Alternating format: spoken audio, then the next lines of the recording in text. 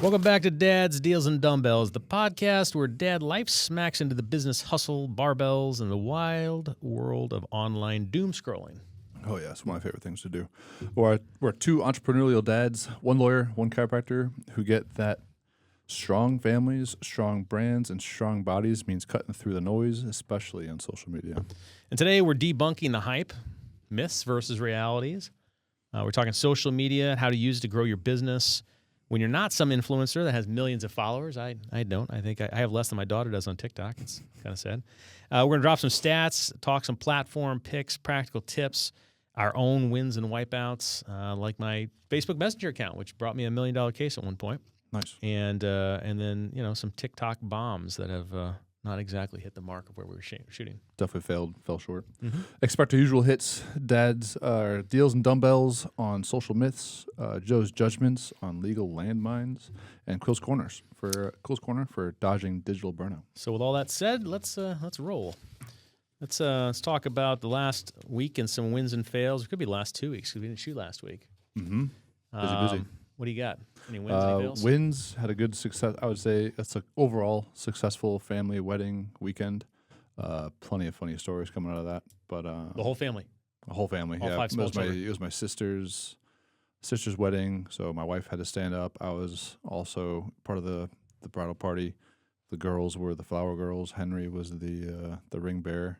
We were supposed to put him in like a bear costume, like ears and stuff, to be the ring bearer because it was also around Halloween.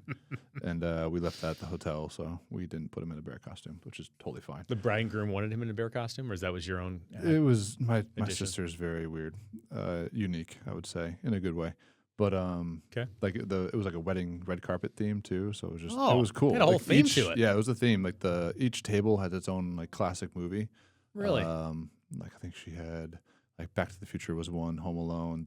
The head table was The Breakfast Club, so that was a good one. That's just awesome movies. I don't know if they had a Ferris Bueller one. That'd been awesome too. I got to tell you, I'm 10 years ahead of you? I'm past the point where I have any friends getting married. I have friends getting divorced and remarried, but they're not doing big weddings. So I haven't been to a bachelor party in forever. We haven't gone to the last wedding I went to was for a cousin of mine, which was like in 2023, I think. Yep. And it was his second wedding. It was a ways away. Yeah, we had what was it? It was in Lake Geneva at the Abbey. Great little resort venue type of thing. Great place. Old for sure. But I had to watch my head going up and down stairs, so I guess you can call that a fail. It's not built for the large human, not for tall people. But and then the kids had a good time. We had babysitters, so they could kind of come in and out of the rehearsal or the reception as they wanted. And then at the ceremony, they had the cry room. Usually, it was a Catholic church, Catholic mass. Typically, the cry room, family rooms are at the back of the church, so you can't hear or see the kids. For some reason, this place, like picture the altar on like three sides, right? 1/3 of it was the cry room with a massive glass window. Really? And so all the kids were there. Why? You could not hear them, which was awesome. Oh, you couldn't? You couldn't hear them, but then you could hear the trucks and the cars like smacking the window as they're in there. And we had babysitters in there, and the whole time my wife and I are like, well, the Quill kids are going to be the assholes and get in trouble and all the things. Little did we know it was the other Quill kids, my Quill cousins' kids, that were going to be the hellions. So you're a proud father. So I was like, all right, the whole time I'm like sitting in the second row. I was like, is this Henry? Because I couldn't see over that far. And I was like, is that Henry like screaming, hitting the window? And I was like, no, it's your cousin's kids. I was like, oh, cool. We'll sit back and relax then. Yeah. And you could see the priest just like looking over and laughing as the groom was putting the ring on my sister's finger. And he's like reciting the vows. He was like looking at her finger, looking up at the baby's room, the kid's room, back, and like looking back and like getting totally distracted. That was pretty funny. But it was a good wedding. Successful. That's awesome. Yep. You got a fail for the week? I don't think so. Well, while you contemplate that, I will tell you, I failed this morning.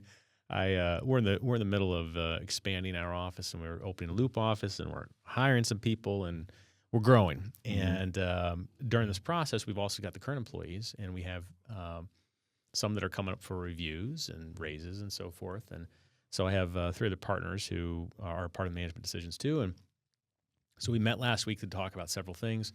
this morning I send out an email to the three of them saying, hey, we've got a review this afternoon. We've got this one next week, and we've got this other person we need to talk about as well. Here's what I'm suggesting. One of them emails it back. She's like, yeah, we talked about this on Friday. Oh. And here are the notes for the meeting. Oh, ouch. And you were there. Yeah, I was there. In body. It was in my office. It was in my office. Oops. So I hadn't looked at her memo, in fairness, and we had discussed it, but I didn't feel like we had committed to it, or at least I didn't think we Wasn't had. enough closure at the end. You know what? I think I'm going in too many directions all at the same time, and yeah, so it was a fail. Plain and simple, it was a fail. But it's a good note for me because with everything else that's going on, I have to make sure I'm doing better about those things and those details. Little details. Yeah, the management kinds of things. Was there no like action items at the end of the meeting, or it wasn't like a here's what we decided type of thing at the end, like a summary? No, Or I mean, she was literally just- sent out written notes. I have no excuse. I have none.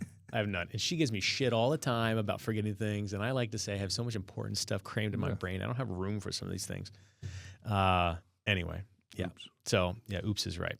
So that was the fail. I will say the win was in parenting mixed with the legal practice. And I had posted this on Facebook the other day and commented to you a little bit about it. Yep. I had what parents never want to get, which was a phone call from the school that something had happened to my son, and he'd gotten pretty viciously bullied with something by another kid in class, and he was kind of traumatized by it, to be honest. Son's 12. He's a sensitive kid. He's not the kid that's going to fight. I hope if he's ever in that situation, he is willing to defend himself. But he's an easy, docile, easygoing kid.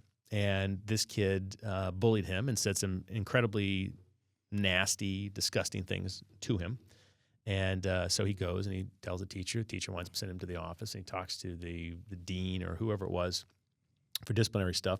And it makes its way to the principal. And so then the dean calls my wife and tells my wife this is what happened and says, yeah, so this is what happened. This is what the kid said. And I'm going to send you what your son wrote up. And we're going to keep the kid separated. He's going to face some punishment. I can't tell you what it is, but the other child's going to face some punishment. And they'll be back in Jack's class. So we'll just keep them separate. So my wife calls me and tells me this. And they never call the dad. Almost never call the dad. Always call the mom. I get this information, and then I get an email from this counselor, and I emailed back the counselor and said, well, so we need to talk about this. It's not acceptable. What this kid threatened, it's not acceptable. This kid goes back into my son's class. So she calls me, and then she gets the principal on the phone as well. So it's a conference call with the three of us, and I brought my wife in, and they explained to us what was going on. And I said, I understand that you've got some logistical concerns about where this kid's going to go because he's got to be educated, and that's a problem for you. I get it. The kid was just moved into his class. Oh wow! For one of the two classes he was in, which means he was thrown out of the other class. Uh-huh. So there's something going on with this kid. Something similar, you'd assume. Yeah, and I think there's probably something going on with the kid at home, and I feel terrible for him about it. But I'm not going to let my son get victimized. So I said to the principal, well, let me talk to my son.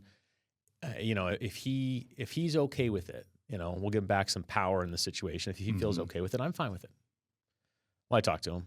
My wife talked to him. He wasn't okay with it. What this kid said threw him off so badly, he wanted no part of it. So we went back to the principal, and we said, no, it's not going to work. Kid needs to be in a different class. And we initially had some pushback from the principal.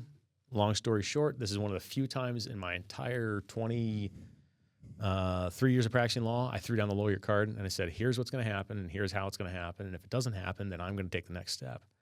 And the principal handled things very well. He was very measured, and I give him a lot of credit. We've had really good experiences at that school, actually the whole school district.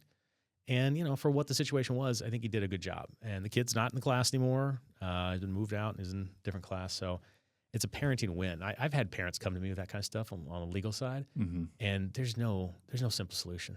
I had a high school girl who was 15, 16 years old who was getting relentlessly bullied on the bus, and these girls were kind of hunting her down. And there are steps you can take, but they're so extreme. We're talking about kids. So the idea of going to court and getting an order of protection or going to get a court order to throw a kid out of a class, you can do it. Yeah. It's like the last thing you should have to do. And thankfully we didn't have to do that, but I was literally ready to write a big check to have another law firm, not even mine, but have another law firm, handle it.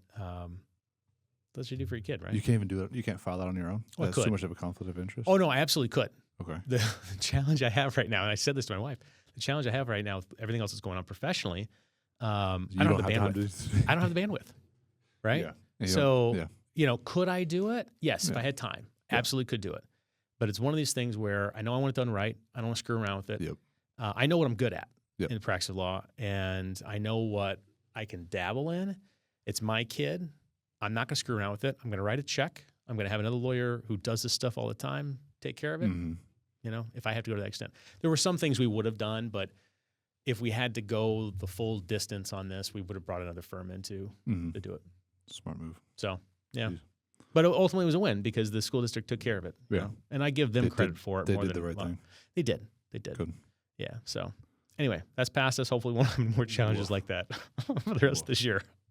Definitely. Fingers So- crossed on that one. Yeah. Let's shift gears a little bit. Yeah. So let's start our social media discussion with it from their perspective as a parent. Your kids have phones, so do they have social media?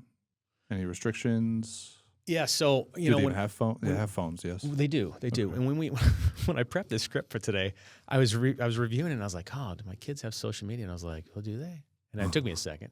My kids are pretty well behaved. Right? You don't have any And Big Brother software on their app to So- see what's on their phone or?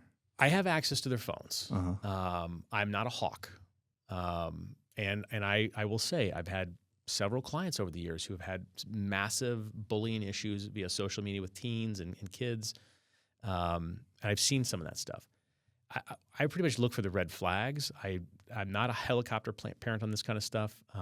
We actually got my son to take his cell phone. He didn't want one for the longest time. Really? Yeah, and then he realized he could play video games on it. He was like, Oh, then great, it's fine, yeah. We want to track him. We want to know where he's at. And if there's an emergency, we want him to get a hold of us. We got rid of our home phone, I don't know, 10, 15 years ago, whatever it was. Yep. I've never had, since I left my own home, I've never had one. Yeah, yeah. So I think we got my daughter her phone when she was like 10 or 12 maybe. Okay. My son around probably 10, maybe younger actually. It was a full iPhone? Was it a flip So phone, his dumb phone? first one was an iPhone SE, I think. Mhm. It was like the cheapest Apple smartphone. Yep. And I assumed he'd break it. I assumed my daughter would break hers. Mm-hmm. And knock on wood, those kids have been fantastic with their phones. Nice. I just realized the other day I have a chip in my screen. My daughter has the exact same phone. Actually, she's got, I think, one that's a little smaller. But no, they've been really responsible with them. So they treat their phones better than you treat your phone. I use mine more. I'm Sure. going to say that. I'm in Yeah. my defense. I use mine all the time. But they're pretty good with it. But in terms of social media, yes, they do. My daughter is on Facebook. She doesn't interact with it. It's not her demographic at all. Yep. She's on Snapchat. She's on Instagram. She has a TikTok. You wouldn't know it's her on TikTok because she doesn't post anything personal about herself. Like it's not her. She's an artist. I She say does it's a just lot of her art drawings. page or something? Yeah. Okay. Yeah. So some of her friends know what it is, but she doesn't. She doesn't want anybody to tag her personally or what have you to not be that out there and exposed. Which seems to be like the way to do it if you're going to do a social media. She's aware. Yeah. She's aware probably more so than I am Mm-hmm. about being careful about what goes out. And we've had those conversations about never taking pictures, like an intimate photo with a phone or anything like that, or share anything like that. And I share with her horror stories of clients that I have in situations, hopefully to get her to understand and learn what those kinds of risks are. My son is 12, and he has his big thing is Roblox, which apparently you can communicate there too. So there's kind of a social Is it thing open? to Is it. it an open world? Yes. Roadblocks? Okay. Yeah. Yeah, so like anyone can be out there. And you can trade stuff. I don't fully understand this part of it, but we give him Robux. He Yep. spends money and buys digital things. Yeah. And some of these things apparently have value. And like he traded with one guy, and the guy was supposed to use it and give it back to him. Of course, the guy was absconded with it and never got it back. And he was traumatized. I'm like, this is a good lesson for you to learn. Don't trust people you don't know. Nope. Not on the internet. That's for Right. sure. Right. So they have it, and they're on Discord. My daughter's on Discord, which I've never been on. So there is some social media that's definitely present. Is Discord like a WhatsApp? Like encrypted, double encrypted something? What is it? You know, I not was in- afraid you were going to ask me that question, and I can't really tell you. So this is perhaps where I'm failing as a parent because I'm not as on top of it as maybe I should be. I thought Discord is like an open chat room thing where it's. I could be completely wrong. How about we ask ChatGPT? Yeah, I'm sure we can answer real quick if we do that. So my daughter's on some stuff. She's 17. She's going to be an adult in less than a year, at least legally. So I do want her out there, learning some of these things before she's really out there. And she's got a pretty good understanding about what should and shouldn't be posted. What'd you find? It's like Reddit. So it's Discord organized into servers, spaces where people can gather around a topic, group, or community. So kind of like Reddit. Here's a post. Thread, Yeah. Can have multiple channels, separating conversations by topic or format. Basically, texting, voice, and video chat. Yeah, it's with her friends. I don't think there's anybody outside of really her friends that she's interacting with. Yep. But she's also pretty. Yeah, I'm sure some people listening to this might say that I'm delusional, but she's pretty honest with me about everything. Mm-hmm. She doesn't, if something's bothering her, she tells us, and so I don't have a lot of concern for her. My son's a little more especially if you naive. know your kid. Then go with it. Yeah, right. And we're pretty involved with her, so I haven't seen any major red flags. And she's really keyed into bullying, and she stands up to bullies, and when her friends get bullied and so forth. So I think she's okay there. I think so. Now your kids, I'm assuming, have no social media yet. They don't even use it. Like we don't let them use our phones. Like my daughter can take pictures. Like she knows how to like open up the pictures and just start taking funny pictures. We've caught her a couple times, like talking, like making a video of her talking, like explaining her toys, and like it's freaking hilarious and like cute as a button.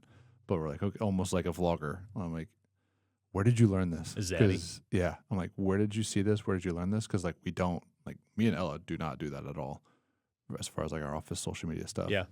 But and then again, it's all at the office. She's never there, and I'm like, where? Like she's literally telling a story. Like, hey, this is Addie. This is this is this. My brother does this, and like here's my sister. And I'm like, where? Where did you find this?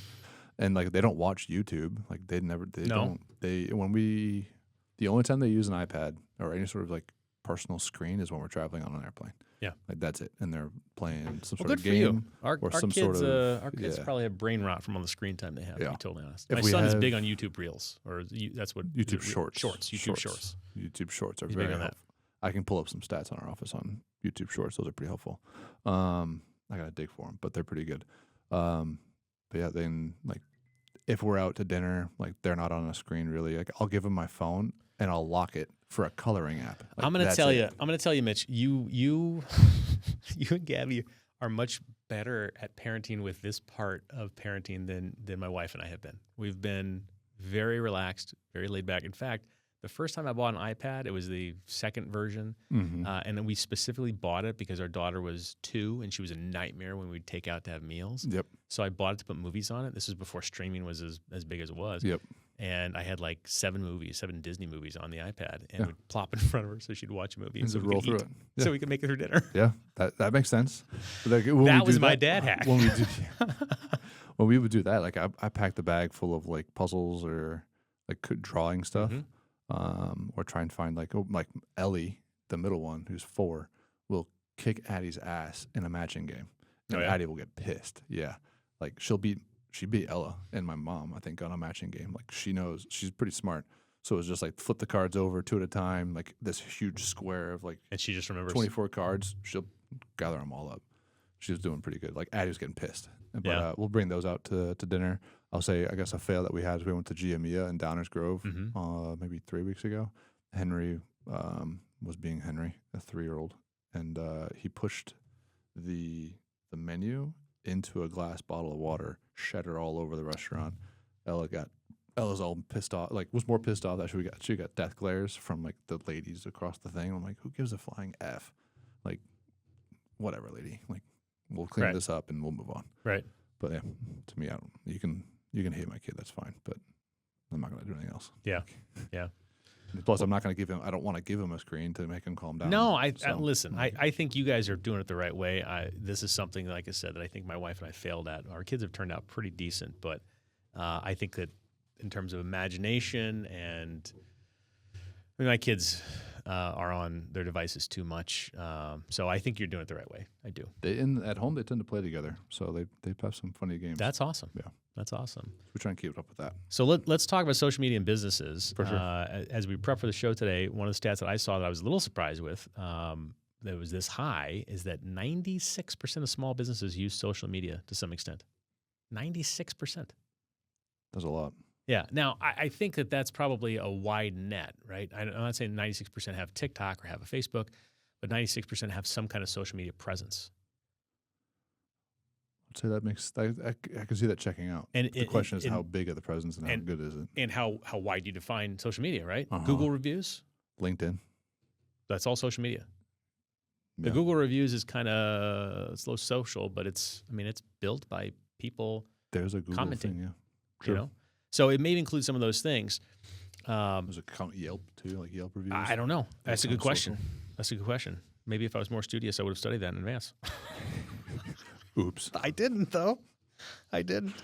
Definitely. So, one of the things that I hear, though, when people talk about business is that you need to be on every social media platform. No. I disagree with that. Nope.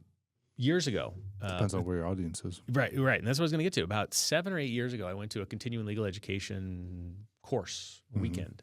There were several presenters, and one of the presenters was there on social media in particular. And they were talking about, for lawyers in particular, the different platforms and where you should be and where you're wasting your time. Mm-hmm. Now, I haven't seen any recent stats on this as to whether or not this is still true, but for the demographic of clients that we were generally going for, Facebook was the place to be because that's where the age group that we generally target is there. And yeah, we could have clients of any age. Most of the cases that we're going to have. If you're casting the widest net, which is what you want to do. Yes. So, for dollar for dollar, if you're going to spend time and money on something for us, Facebook was where it's at. We still get a lot of referrals from Facebook. Mm-hmm. We still have a lot, especially the local community pages. Oh, those are I know they're big for you. Gold. Moms groups are insane. Yeah. So Personal referrals for services. Tell all of your lady associates that are moms to be in those groups and then make the recommendations too. That's an outstanding point. It's free. Yeah. I think it depends also on the product, what the company is, what they're doing. I mean, there are some things where, whoever's manufactured your bottle here, Facebook may not be the place for that product. It might be Instagram. It might be something else. Yeah. I don't know. would say the amount of products that I've bought off of like a social media ad, the 10,000 brand pants. I'll see them on Facebook, Instagram, every social media. Yeah. There's some sort of in YouTube. There's some, then they call it a pixel or something. Like as soon as you like click on an ad, it'll just like go all over every other social media platform that you ever be. It's pretty remarkable how advanced they've gotten with advertising and how they can integrate things. But if we're really talking to the small business people that are out there, the entrepreneurs that are out there, I think the key piece to start with is figuring out where is your market and where are the referrals going to come from. Yeah. So for personal service businesses like what we do, a lot of that's going to come from neighbors, from relatives, from people in the community. Word of mouth. Person. Yeah. Right? If you're looking for something highly technical or that's specialized or there's 5 people in the country that do it, the Facebook local page may not be the place. Right? Nope. So I think that's the first thing that you have to analyze as a business owner is what the base is. For sure. Yeah, I think this next one where like 77% of businesses use social media for core functions like sales, marketing, and customer service. I've seen that like as a big deal on like sales. Like if you have like an online type business, you can sell to your followers and kind of build a people like that. Or if you see an influencer that says, "Oh, comment blah blah blah," and I'll send you this thing. Yeah, like that's one way you get engagement from your people, and that's a form of sales. I've been thoroughly not impressed, but intrigued, I guess, by the idea of a micro influencer. Mm-hmm. And I think that's most successful with products and where they're being shipped across the U.S. and what have you. And it doesn't make a difference if you sell it here or to your next door neighbor or if you're selling it to 1,000 miles away. The idea of a micro influencer, I don't think that existed, at least as it does now. I don't think it existed 5 years ago.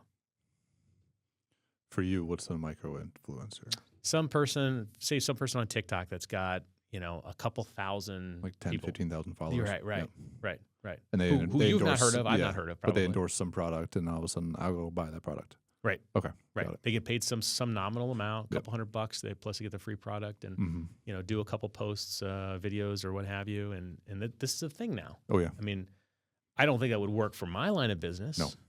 No. But if you're selling, maybe you make honey at home. Yep. Well, the bees make the honey. Maybe you package the honey. Farm the honey. You keep the bees. Harvest the honey. You harvest the honey. Keep the bees. But maybe you make chapstick from beeswax. Whatever it is. You have a good product stuff. you're selling and you're shipping out. micro influencers may be the place it's at. Yeah. Because they get you your sales. And especially if it's on a product that you repeatedly buy. Mm-hmm. I mean, like these pins are a great example. These pins are from Vistaprint, which you should sponsor us, Vistaprint, if you're listening to this. I picked them up, I don't know, a couple years ago, and I like the way they write. They're easy to order, and I think we've ordered them like 4 times because we give them away and we use them in the office and so forth. It wasn't one sale. It's turned into 4 sales. Yep. And at some point, I saw that I could slap my logo on a pin and order it, and it'd be here within 4 or 5 2 days. days. Yeah, whatever it was. So, if you're in one of those industries and you can get your hooks into a person because they've made that initial sale, you may have repeated sales. Definitely. So I think it's a question of which platform you're going to use and how you're going to use it. Yep. Not all businesses are the same. I think it's probably the key part to the whole thing. Yeah, because it's based on, like you said, the demographic. Mm-hmm. Or if you're doing business to business, I think LinkedIn's a little bit better. Yeah. If you're looking for younger crowd, don't go on Facebook. Nope. I don't even know what the demographic is on Facebook now. It's like, are 30-year-olds young? Like, is that young for Facebook now? That's probably young. That's probably young. Dang, I'm old then. You're I guess I'm young old. Welcome to the club. But then what about like, is there any stats on like Instagram, TikTok? I think TikTok's better for younger. That's my understanding. Well, yeah, but it's funny because when COVID started, I discovered TikTok.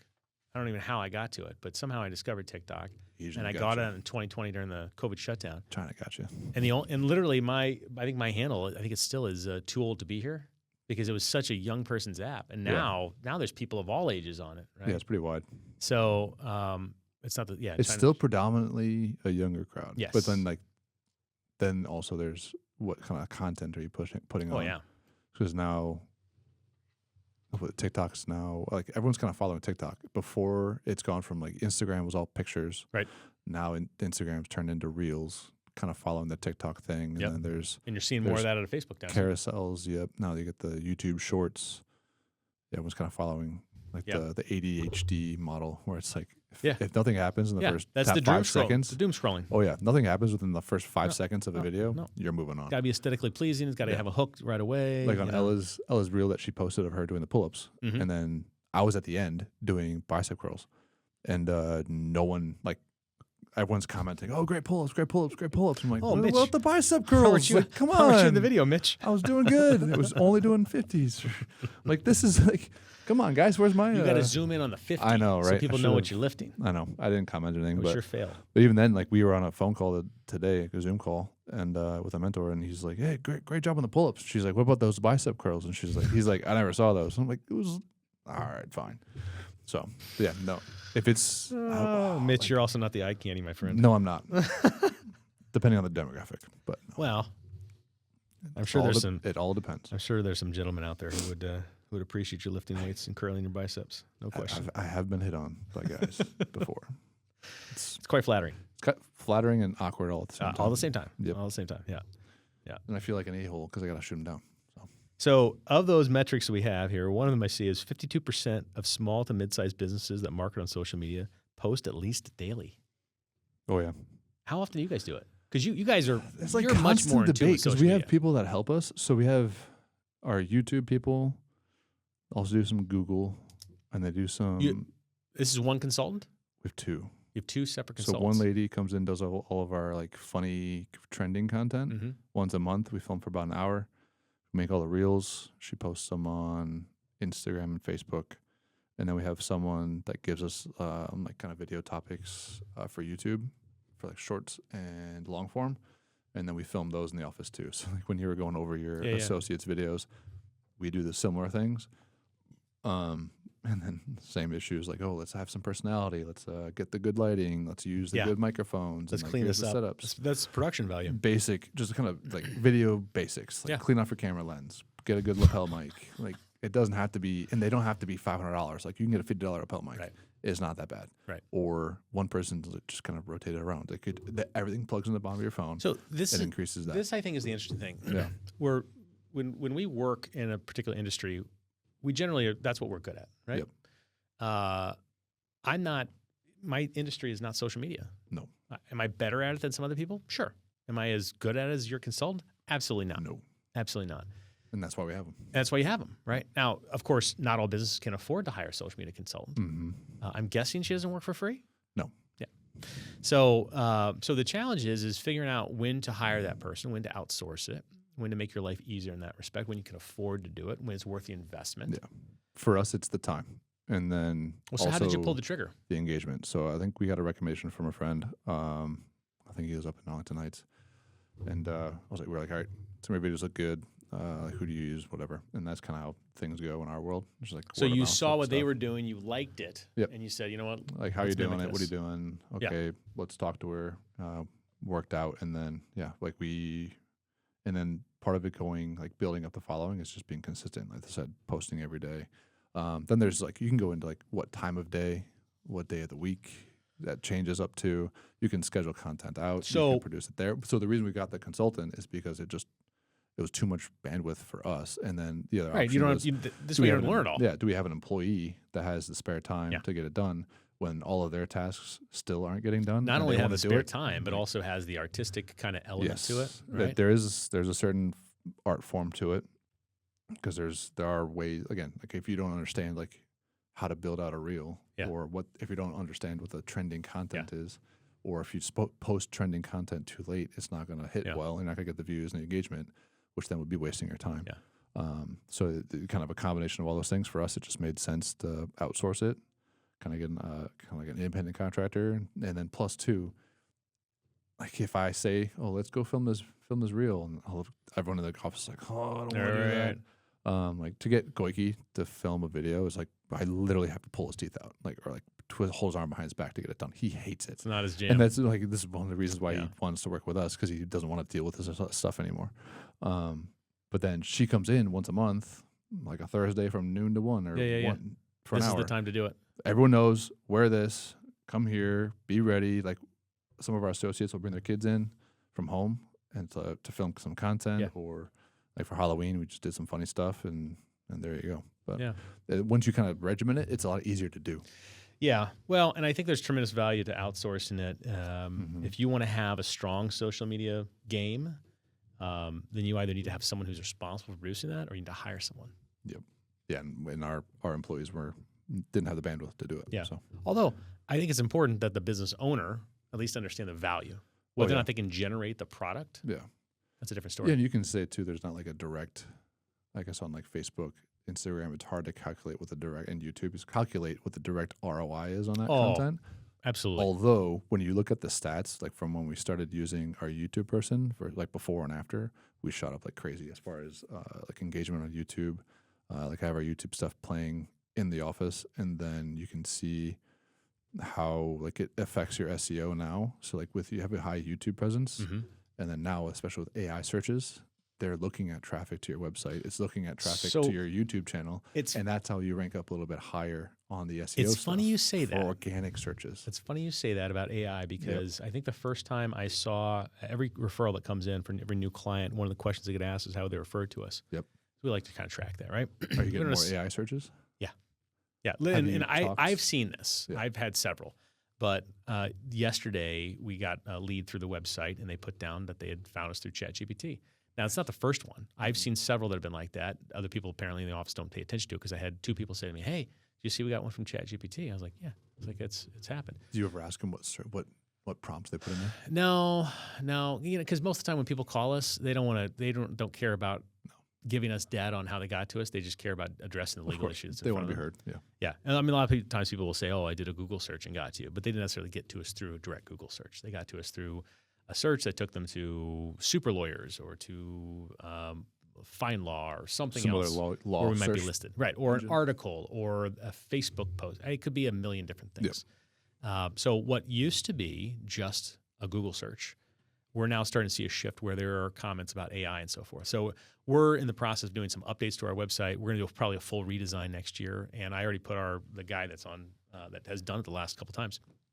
I kind of put him on notice. Hey, I want you to start thinking about, are there ways to update this specifically for AI? Search? Yeah, and I don't know the answer to that. I'm assuming there are. What did he tell you? So I haven't had that full-blown conversation. You got to pay attention to that. Put it out there, because if he doesn't know what the hell he's talking about, that's not good. Well, so I put it out there, and so he's going to do these updates to the website, because we just need updates right now. It's a couple hours of work. It's not a big deal.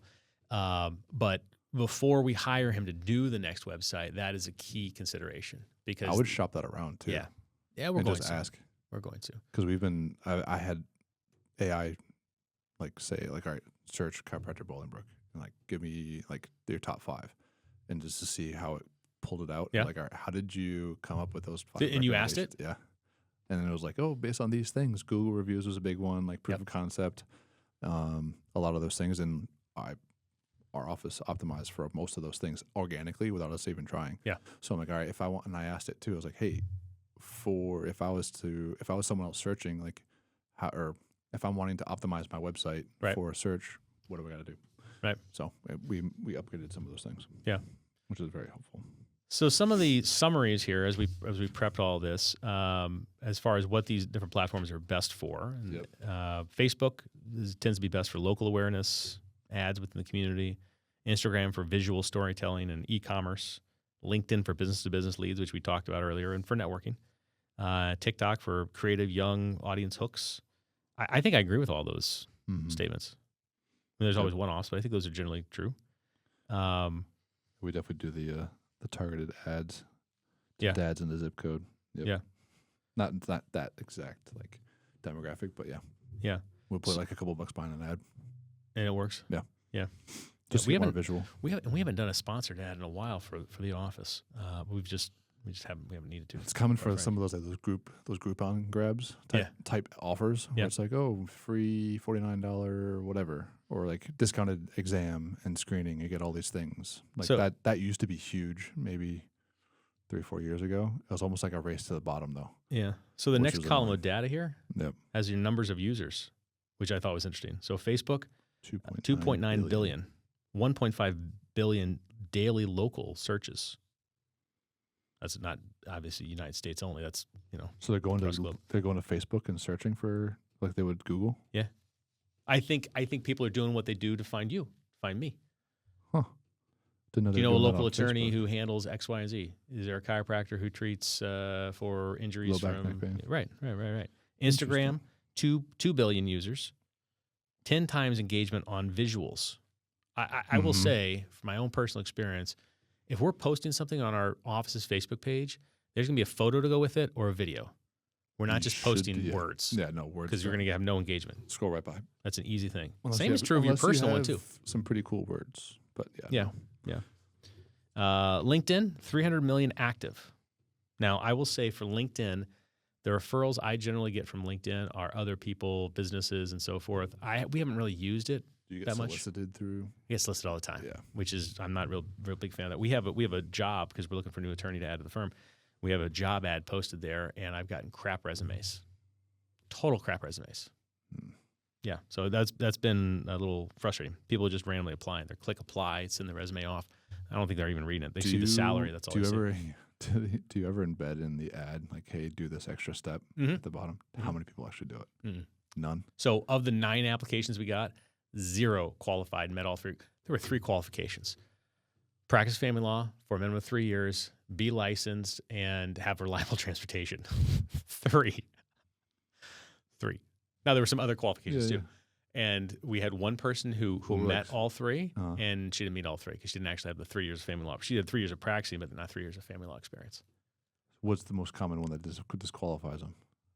The 3 years? Reliable transportation or being licensed? No, the transportation one hasn't been an issue. Okay. The being licensed one, we have several of the applications we got were from people who either were just licensed or who are taking the bar exam. Oh, it's like newbies. Yeah, they're taking a shot. And I mean, I was there once upon a time. That's not how I applied for jobs, but I do remember seeing things and being like, oh, well, they say they want someone with 2 years of experience. Well, I'm just starting off. I could probably do it. No. There's a fucking reason why they told you 2 years experience. They don't want to teach you from start. They don't want a baby lawyer. No. So I've not been real excited about that.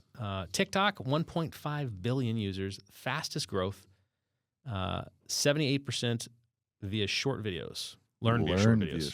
So they do I will say tutorials. I have cooked like at least a half dozen or a dozen things off of TikTok. I was like, oh, that looks good. There was like a mini apple pie thing I made during COVID. Fried chicken. They were pretty good. Yeah. We do that on Instagram. There was they called it cracked chicken chili. It was really like a dip. It was like a buffalo chicken chili dip. It wasn't a chili. Elle and I do that a lot on Instagram. Stuff. Like we have our own little folder of like saved stuff. Yeah. 73% of U.S. adults use YouTube. And SEO. There you go. not SEO there. So Pinterest, not one I mean, I have a Pinterest. I haven't been on it in years. 578 million users. That's a lot. That is a lot. That's more than I expected. Yeah. I don't know anybody who's advertised in Pinterest. I would say when we were doing our office build out, discovery of inspiration was definitely 100%. A big one. Like, here, look at this, look at that. I would think for products, for tables to TV, for products, I would think it makes sense. I have a tough time on services. Yeah, no. I don't know. I don't know how to do it. So pin service ideas, like a DIY project. Yeah. Well, that's the wooden wall, portable wall we have in the office. Yeah. Pinterest. I had a contractor that built, a client that built it for us, really. You just found the thing, like, hey, can you make this? Yeah. He's like, oh, yeah. Actually, I said to him, here's what I want to build. To me, that's what Etsy is. You just go to Etsy and find that, and someone will make it for you. Commission someone to make it. Yeah. So general advice on how to look into this. Audit your audience. Figure out where your people are at. Where are your customers? Don't go to the place where you want to be. Go to the place where your customers are. Otherwise, you'll be wasting your time. Check the ego at the door. Find where your people are and go 100%. 100%. I would love to be a TikTok star. I don't see myself getting cases from TikTok. There are a couple TikTok lawyers. There's one of who every time he comes on, I want to punch him in the face. He's so annoying.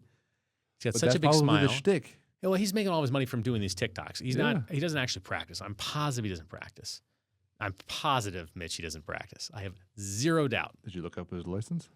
No. He's licensed. Okay. That doesn't mean he practices. Okay. The guy in the back of the phone book in Chicago for decades, I don't think the guy ever handled a case. He would get the cases, he would send them out. He didn't actually practice. Did he make money? Absolutely. Hey. It's not the same thing. Anyway. Don't hit the game. I don't think TikTok is a place where I'm going to get a lot of clients. That being said, our office has put up, I think, 3 TikToks. We did one the other day because I thought it was funny. Uh-huh. I thought it would be entertaining. We posted on TikTok. We posted on how many views is it? It's like 20. It's nothing. We had fun making it. It was funny to make, but not much. Melissa in our office has an idea she's from Puerto Rico, of course, and she has an idea for the Super Bowl, in anticipation of it, us trying to sing Bad Bunny. Oh, you have 141 views on it. Oh, is that right? It's pretty shitty. It's pretty terrible. You got some good views. 1,800 on this one. 54, not so great. 430 and 141. The 54 one, the mistake I made on that one is I think I posted it within like a couple hours the other one. I should have let the other one marinate for a while. Yep. You gotta let it cool. You learn about some of those things as time goes on. No question. You could probably get some trend on slip singing to Bad Bunny in the background. Well, so she shared a video of people going through an office and trying to do like karaoke to Bad Bunny, and it was because he only sings in Spanish, right? I think like most of it is in Spanish. Yeah. That's gonna be hard. So it could be pretty funny. The 3 people speak Spanish in the office. The rest of us would fail miserably, I'm sure. That would be the best. Who does it better? Yeah, Spanish speaking or non-Spanish? That's the whole idea. That's the whole idea. Or have the Spanish speakers be the judges. Yes. And the non-Spanish speakers be the contestants. Yes. Yeah. It could be fun. I don't see it getting us any business, but it could be fun office activity. Yep. Team building. So let's we talked a little bit here about social media. Let's flip over to the fitness, mental clarity, scroll smart, stay smart kind of idea here. I'd say the best thing would be curate that algorithm, because otherwise it can be a bit of an echo chamber, or like especially like if you're trying to search for like fitness stuff, and your feed's not giving it to you, you have to search for it a little bit. Once you look at like 2 things, you'll get there's a slew of all that type of stuff. Yeah. Like right now I have fitness and family crockpot meals. The things that you like. And football. Things that you share, that's going to definitely impact your algorithm. Yep. So if you don't like what you're doing right now, search for what you actually want to see. That would be. And you can even tell it too if it's something you don't like. You tell like, hey, absolutely. Get rid of this. I don't ever see this guy again. Nope. Yeah, I've done that to that lawyer like 5 times. He keeps popping up though. It means you're trying to shove him down my probably throat. fitting it knows you're a lawyer. I don't know. They're jackasses. Anyway, you want to play Deal or Dumbbell? Yep. All right, Mitch, you know the rules. Deal and Dumbbell for the audience. I'm going to read a statement to Mitch. Don't be reading them. Don't look ahead. I'm going to read a statement to Mitch. He's going to answer deal or dumbbell. Deal means you agree with the statement. Dumbbell means you do not agree with the statement. All right? Yep. And this is social media. So we're going to go rapid fire here. Post once a day or die. Deal or dumbbell? Deal. For sure. Buy followers for instant credibility. Dumbbell. Everyone knows. TikTok is only for teens. Deal. That's a deal. Yeah. You're on TikTok, though. Yeah. We see all ages. We're on TikTok, That's Instagram, and That's Facebook. true. We have all demographics covered. That's fair. That's fair. And Ads. YouTube. Ads kill authenticity. Dumbbell. One viral hit equals a business boom. Dumbbell. For sure. I know plenty of people that have hit like 1 million in a view. We even have a couple Facebook videos that are over 1 million. Yes, we have a good business, but it didn't.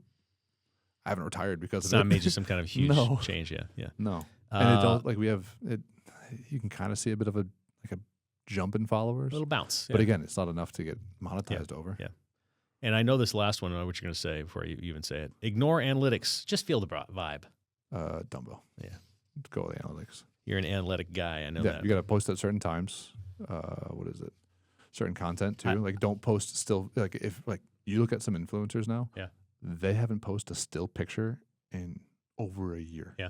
You know, it's funny all reels. when we talk analytics. The funniest conversation I had with analytics was with your wife.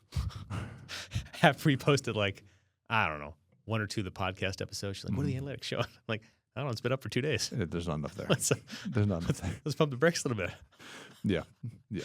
I like where her heart was at, though. Her heart and her head. Yeah. So let's talk a little bit of Joe's judgments here on social media, legal tips. This is something that I think is appropriate because people forget. I get calls from people at least a couple times a year on a couple of these, and it's interesting. So some basic tips, and I'll give my legal disclaimer here. I am an attorney. I'm not your attorney. If you have legal questions, go hire your attorney. This is for educational purposes only. Licensed in Illinois, not licensed anywhere else. So if you're anywhere else, double check where you're at. Use only what you own, right? So one of my favorite memories in law school was hearing about how, I think it was a Jewel or some grocery store that put a picture of Michael Jordan on an advertisement and encouraging people to come in and shop, and it was congratulating or whatever it was. It was basically selling his likeness. It was not doing something that they had created. Don't post images, videos, or content without actual rights or licenses to them. That same is true for websites, and I have to tell you, it is unforgivable now for you to grab a picture off of the internet and just use it because AI can generate you a brand new one for free. That's probably which you've created better than the one you're trying to grab. 100%. I was telling Mitch earlier, I went down the Grok rabbit hole a couple days ago of playing with the image feature, and what it can create is kind of phenomenal. Which I now have the $30 paid version of Grok. I couldn't resist. Not bad. It's on The Office. Yeah. Now watch your words. Avoid statements that can be seen as defamatory or damaging to other people's reputations. Social media, probably the best place for this. If you're not going to say it to somebody to their face in front of them, don't say it on social media. I guess you could say with the whole thing now, what freedom of speech, yes, but maybe not freedom from consequences. Yeah, how's that apply? But people lose their common sense. I mean, people post some really stupid stuff. Keyboard warriors are insane. And you cross the wrong person, you wind up with a lawsuit. We have a lawsuit going right now against a guy who conjured up a fake post, attributed it to my client, and tried to get her fired from her job. Wow. And so we have one of the first doxing cases, civil doxing cases in the state. And we've tracked down who it is. And, it's... Yeah. And he's not protected under freedom of speech. No, it was fraudulent. The whole thing was fraudulent. Yep. But even then, even when in Illinois, there's a doxing statute that basically says there are certain limitations to what you can post and how you can out a person. The state doesn't want you to post a person's address, telephone number, social media stuff. They don't want you to personally identify somebody in order to have a group, a mass, inflict harm on them. Yeah. Whether that is physical or mental or what have you. So there's an actual civil doxing statute that's out there that makes it actionable. Nice. And this guy falls into that. So watch your words, respect trademarks, don't use other people's names, brands, logos, hashtags to promote your business. I think that's an easy one. Definitely. I'll say controlling employees. Well, see, this is a good one. Where's that? Right? So control employee posts. I think it's important to have conversations with your employees about your social media that you use. But in private industry, it is also important to be aware of what your employees are posting. And if you find out they've posted something that is diametrically opposed to who your business is or who your clients are, and it damages your business, you may have to take action. We've had to do that. Yeah, I mean it's not pleasant, but I've seen it. We haven't ever had to do it in our office. But if you're going to post something that's going to be derogatory towards our clients or our office, you have the freedom of speech to do that, but you may get fired for it as well. Not freedom from consequence. Now, you're in a public entity. Sometimes it shifts. It's a little different, but yeah, just because you can post it, just because you can post it doesn't mean you should post it or that you won't be free for consequences. For sure. And the last little tip here, be careful when it comes to trends and memes. Even if you want to, be careful with celebrity images, memes, news events, marketing, unless you're sure it's legally safe.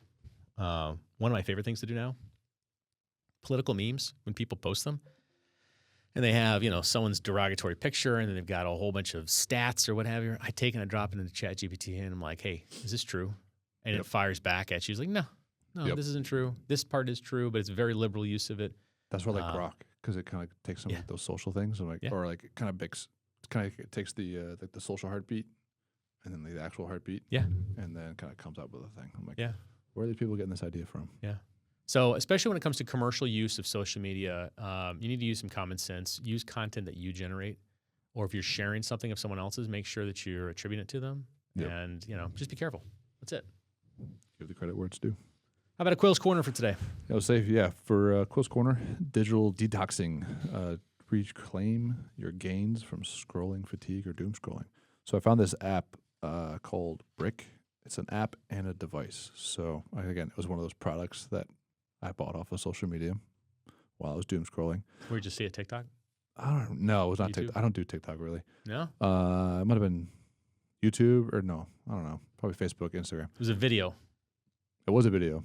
Yep. There was a video ad. And then because you were doom scrolling. Oh yeah. Yeah, everyone does it. Just again, when and where. Right. Save it for the toilet. Maybe set a timer for like 2 minutes and just be done. Give me a little mental break. Save but then it for the toilet. But it's called Brick, and it's this little tiny device that's magnetic, and you can like stick it on a wall that's magnetic or on your desk or something like that. You just tap your phone to it, and you can select which apps you want closed, so that you can't click them whenever like you're at work. So like at work or something like that. If I need to get something done, I'll pull up the app, tap it, lock my social media. So this is a self-disciplinary app. Yep, self-disciplinary. Can you turn it off? Yes. So then you can. There are emergencies. So like I have two. So I have one at the office, one at home. So if I forget, and either the two places I'm usually at, I can just unlock it at the house or at the office. I forget to do it when I walk in or out. Or you can have like, say 3 or 5 emergency unlocks, like just through the phone itself. Huh. So, and then I don't know if you like. There's other apps that you can like. So lock basically, yourself. For you as an adult who runs the business and helps run the home, it keeps you disciplined so that when you pick it up, you're like, oh yeah, I shouldn't be doing that. Yep. Because if you really want to, you can go unlock it. You can unlock it. Like I purposely keep the brick outside of my workspace. Yeah. So it's not like easy. I have to lean back and actually go tap it. Gotcha. So then I'll go, oh yeah, I probably shouldn't do that. That's an interesting idea. Because I'll do like I like to do like working like chunks. So I'll do some work, take a break, do some work, take a break. Yeah. Sometimes that break turns into 10 minutes. Right. So I want to try and limit that as much as possible. Right. So best way to kind of keep yourself accountable is find some sort of accountability app or device. There's other apps like I wonder if there's like a feature on your phone that you can do it and just kind of lock it. But I like the mechanical focus. Like I like the actual there's focus one. I like just the mechanical act of tapping it, locking it. Yeah. And like you can't get around it. Interesting idea. Yeah. Interesting idea. Good way to do it. Yeah.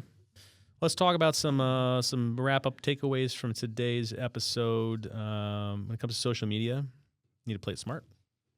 Definitely. Figure out where your customers are. Go there. You want to watch things on other ones or take in content from other places. But if you're actually trying to use it for business, you need to approach it from a business perspective and understand the business element. Just like any marketing. Absolutely. Stats don't lie. 96% of small business folks are in social media, and they make it work with consistency. Yep. We've had some personal mistakes we've made.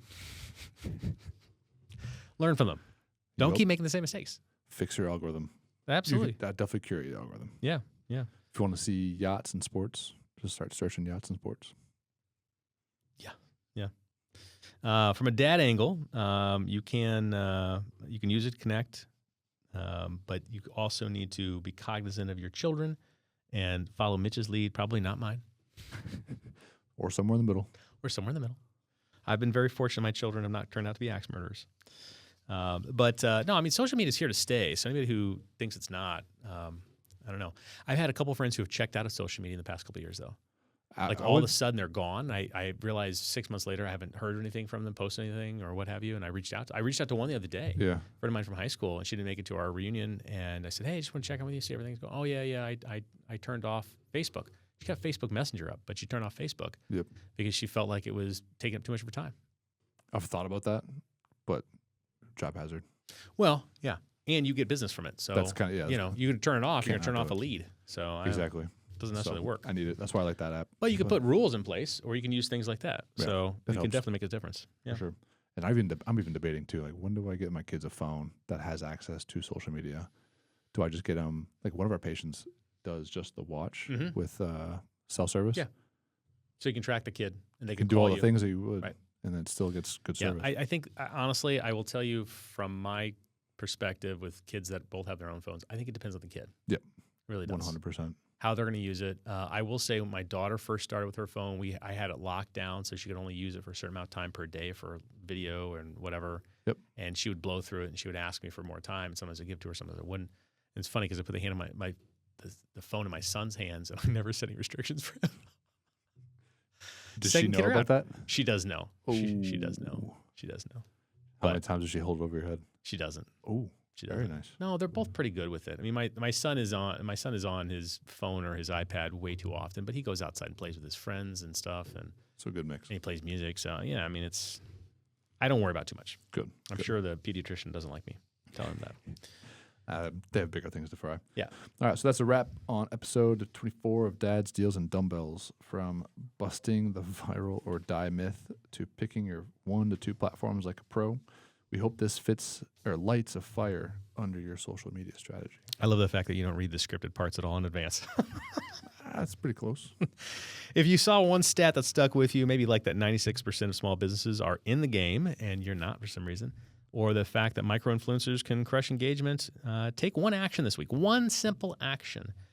Post one value-packed tip, run one $5 ad, track it, see what happens, and small moves can make big momentum. Another way to do it is if you did 2 tips, put $1 behind each, A/B test it, and then put $5 by the one that performs better. Yeah. Get more engagement there. Yeah. Hey, dads and dads, this is just about growing your practice or firm. It's about modeling smart hustles for your kids. Show them that building something real takes grit, not just gimmicks and viral hits. Exactly. Share this episode with a fellow dad who's grinding online, whether he is a contractor, an accountant, or a coach. Hit subscribe so you never miss a beat. Drop a review. If we saved you from another doom scroll, maybe you bought the little thing that Mitch has. DM us on Instagram. Reach out to us on Facebook. Post a comment on YouTube, wherever you're at. On your social, epic win or epic fail, let us know. Got a question about analytics, content calendars, or how to batch posts without losing your mind? Slide us a DM as well.